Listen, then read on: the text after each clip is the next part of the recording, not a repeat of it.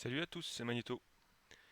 Je reviens, ça fait au moins un an que j'ai pas fait de vidéo, mais tout simplement parce que j'étais tombé dans la même guilde que Eni, et que bah du coup on se marchait un peu dessus au niveau du contenu, et que bah voilà, j'avais décidé de le laisser faire. En plus il les faisait beaucoup mieux que moi, et puis maintenant qu'il est plus là, bah simplement décidé de continuer. Surtout que ce RB là, il est beaucoup plus intéressant que les autres. Les nouvelles unités qui viennent d'arriver avec le quatrième anniversaire sont vraiment sympas et offrent un petit coup de frais là de nouveau dans le skill flow, j'ai envie de dire. Même si ça transcendance pas non plus l'un état, hein, faut pas exagérer. Euh, donc cette semaine, c'est Révis. Révis, elle a faiblesse eau et elle s'applique sur elle-même un moins 70% physique. Donc si vous n'avez pas les nouvelles unités euh, de l'anniversaire, que vous ne pouvez pas pull, ce qui est une très mauvaise chose parce que les unités sont vraiment vraiment excellentes. Il faut à tout prix pull dessus, mais en tout cas si vous en avez pas, vous pouvez essayer la team magie eau pour profiter des 50% eau, ou après n'importe quelle team physique. Vu que le boss a moins 70% physique, on va dire 80% du combat quoi. Sinon, des teams mages hors eau, je vous le déconseille. Les teams mixtes, magie physique, je vous le déconseille aussi. Euh, et après, bien sûr, avec obligation d'avoir une protection anti-silence. Euh, Au niveau des teams, la team la plus puissante actuellement, c'est la team avec Vinet. Le seul problème, c'est que pour avoir un aussi gros score qu'eux, eh ben, il faut ne pas avoir monté à roue. À roue 40 apparemment maximum, ou maximum pour qu'elle meure rapidement au T4, pour que Vinet arrive et pose le debuff mono-cible. Après le, après le T10. Donc c'est une strat qui apparemment est meilleure que la mienne en tout cas, mais qui vous demande, comme dit, une à roue pas trop montée. Moi, ma team, je vais vous la montrer. Là, je suis sixième actuellement, c'est celle-là. Je suis sixième parce que je n'ai pas euh, la Estia maillot de bain qui donne 20% de dégâts hauts. Ah, j'ai que Héphaïstos qui en donne que 15. Et, et puis peut-être une mauvaise RNG au niveau des ultis, des crits, des contres. Voilà. Pour les contres, justement, vous devez avoir moins de 1150. Bon, voilà, 1170 de contre, enfin de défense maximum pour avoir des contres. Et c'est dans l'optique où vous avez cette Estia là. Si vous avez l'autre Estia qui. Non, enfin l'autre support qui donne 20% de force, vous devez faire attention à l'endurance qui vous donne. L'endurance vous augmente aussi votre défense. On va dire que ça augmente la tankiness de vos persos, et du coup 1100 de défense c'est déjà trop, vous devez tomber à moins de 1000, un truc dans le genre. Vous devez faire aussi attention à votre premier support. Le premier support que vous utilisez, moi j'utilise elle parce qu'elle donne un bonus de 30% de dex. La magie, on s'en fout. Et enfin, bien sûr, hein, la priorité c'est la charge d'AC. Mais après, euh, utilisez les meilleurs persos qui peuvent vous aider, quoi. Là, moi j'utilise celle-là parce qu'il y a le 30% dex. La régène, elle sert à rien. La magie ne sert à rien. Mais le 30% dex, c'est fort. Sinon, vous prenez la rine Popstar ou la rine normale pour juste avoir le 33% AC et ça suffira. Si vous voulez au petit, voilà.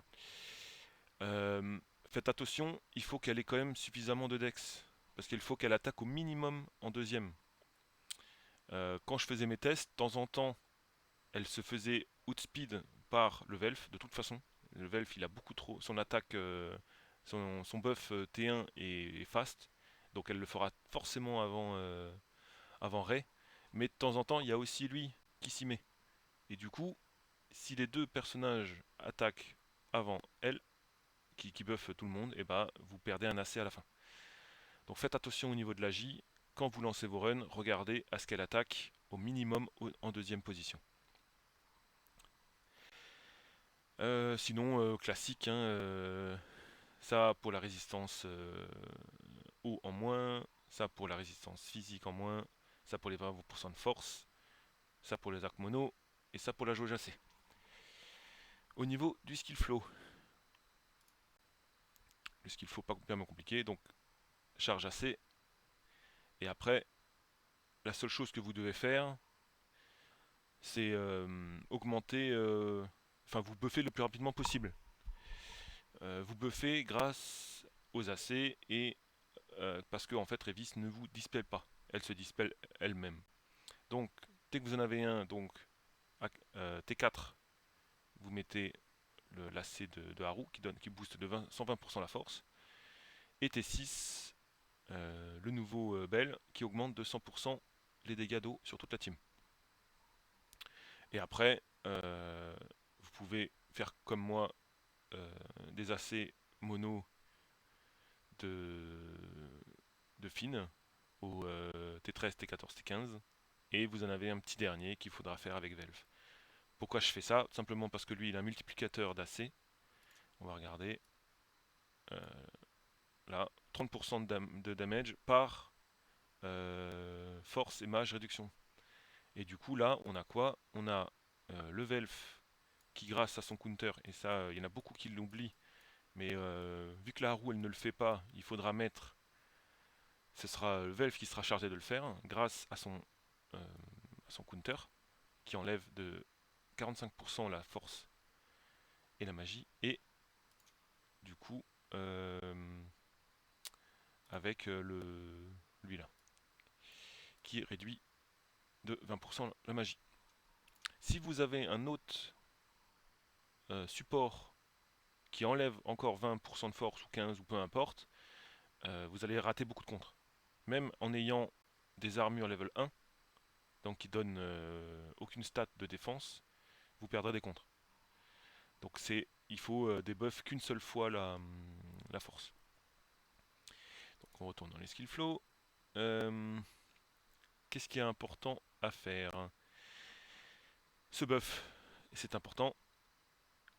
Et debuff l'adversaire, ça l'est aussi. Surtout que, comme indiqué ici, T6, T10, le boss se retire ses debuffs. Donc T6.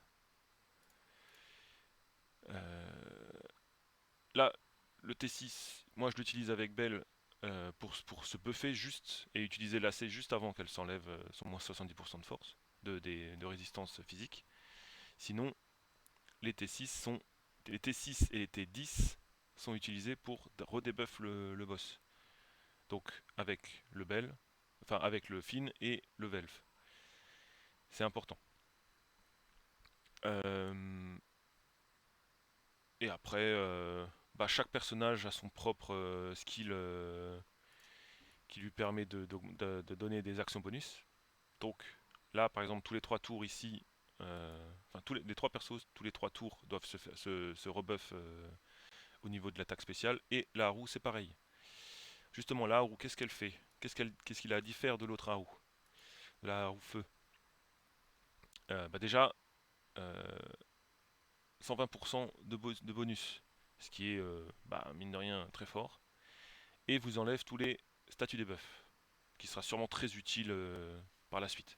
Mais par contre, vous perdez le gros hot de 4 tours qui vont mettre full life. Et en plus, là, la C ne heal pas. Hein. La C ne heal pas, il fait que buff et enlever les debuffs. Donc au revoir le gros heal et le hot de 3 tours. Quoi.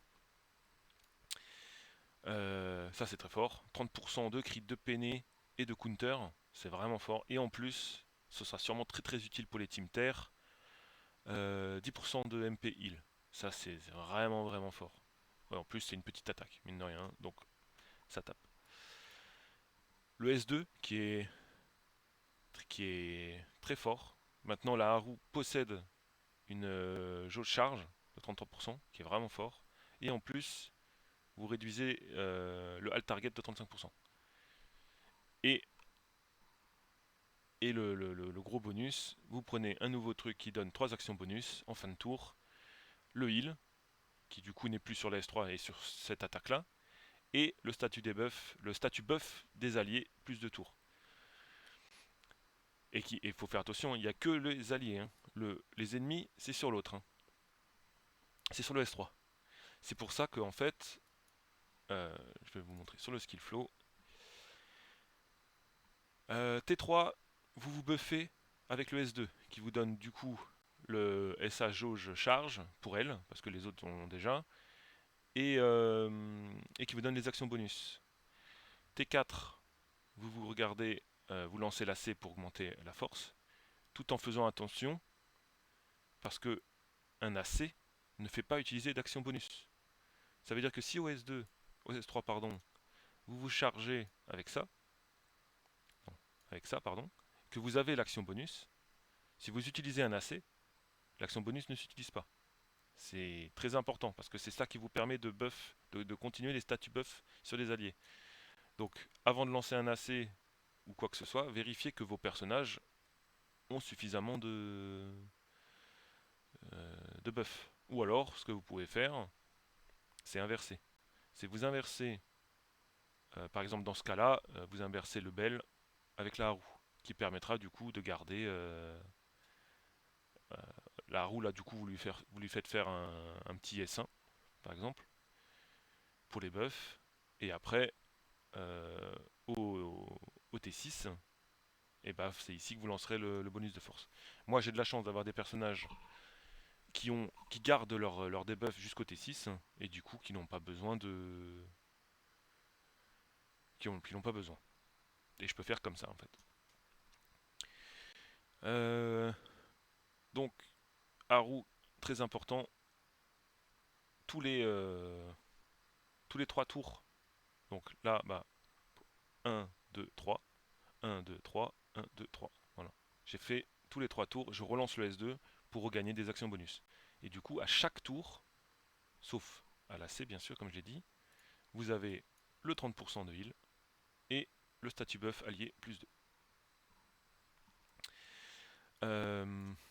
Qu'est-ce qu'il faut savoir encore? Il faut savoir que le boss se buff en force au T4, au T8 et au T11. Et au T12 d'ailleurs, je crois. Non. Voilà, c'est fin T12, T11 pardon. Pour enlever ce buff force, moi je dispose de pas lui. C'est le Velf qui l'enlève avec son S3. Voilà. Le S3 de Velf, il enlève les buffs force et magie. Donc j'ai fait à chaque fois en sorte que sur son skill flow, les tours où le boss se buff, et bah derrière Velf le debuff. Si ça vous casse dans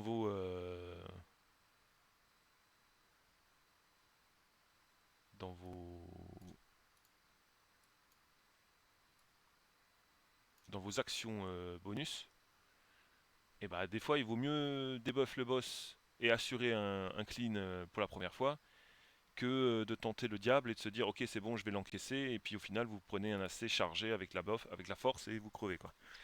Donc sauf que déjà Velf ses actions bonus sont sur son S2 et pas son S1. Donc moi ce que je fais bah voilà tous les 3 tours 1 2 3 1 2 3 1 2 3 et normalement ça vous permet que au moins à chaque fois que le boss fait un AC, donc au tour 4, 8 et 12, le boss soit debuff. Euh, et comme je vous disais avant, moi j'ai le, le fin qui augmente les statuts de debuff du boss. Donc j'ai pas besoin de spammer le S3 de Haru. Le S3 de Haru qui fait la même chose du coup. Donc je peux, surtout en début là, je peux utiliser son SA, son buff, avant d'utiliser son premier S3 pour buffer. Voilà. Je suis désolé, les informations étaient extrêmement denses. C'est comme ça que moi je fais. J'espère que vous avez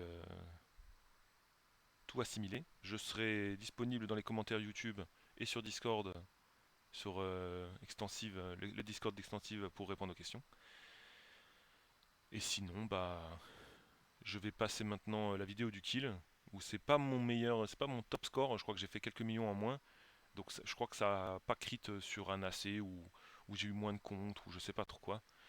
Mais en tout cas, ça vous montre comment les dégâts une fois la team optimisée. Voilà, je vous dis bon jeu et à la revoyure.